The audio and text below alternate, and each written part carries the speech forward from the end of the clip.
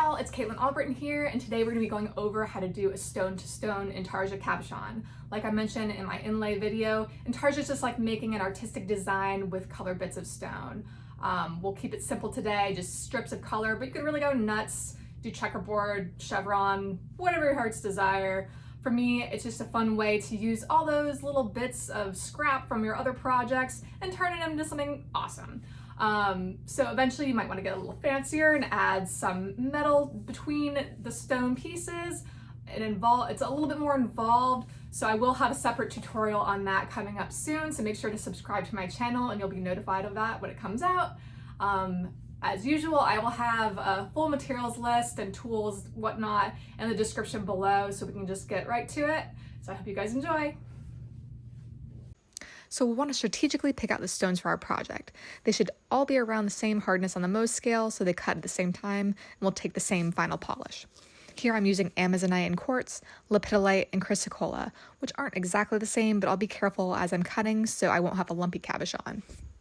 I'll make 2 cabs during this tutorial, a 2-stone and a 3-stone piece. Here I'm just marking out general sizes and shapes that I'll be using for them. I'll then come over to the trim saw and cut those shapes out.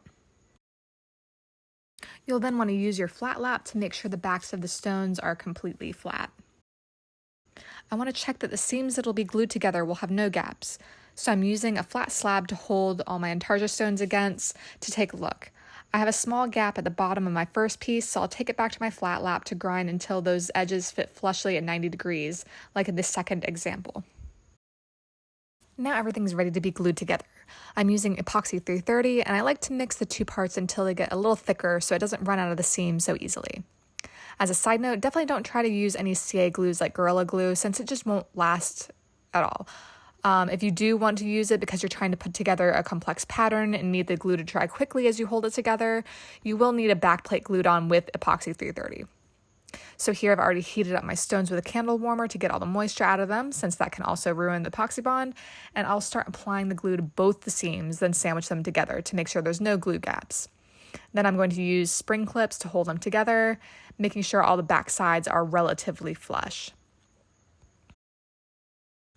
So the 3-stone one wasn't playing nicely and isn't aligning on the back side, so I'm gonna have to wipe off excess glue from the top, cut a little piece of cardboard to kind of serve as a temporary back plate to hold everything flat, and then use another spring clip to hold all those pieces aligned the way I want.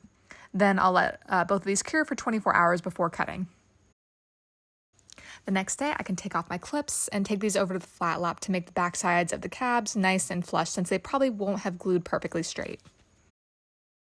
For the 3-stone Intarsia, I'll just use the rectangular shape that the stones are already in, but for the 2-stone piece, I'll use a template to make a round cabochon. Then just treat this Intarsia pretty much like any other stone, but you will want to keep an eye if one stone is cutting faster than the others, so just take your time through each of the cutting wheels.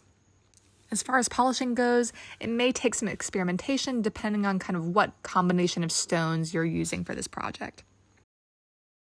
And there you have it, a pretty little picture made with stone that really ups your lapidary game, since you don't really see a lot of mixed stone pieces out there on the market. Well, I hope this gives you a little more inspiration and pump in your shop, and let me know what you think or what else you'd like to see from me in the comments below. Thanks for watching, and happy cabbing, you guys!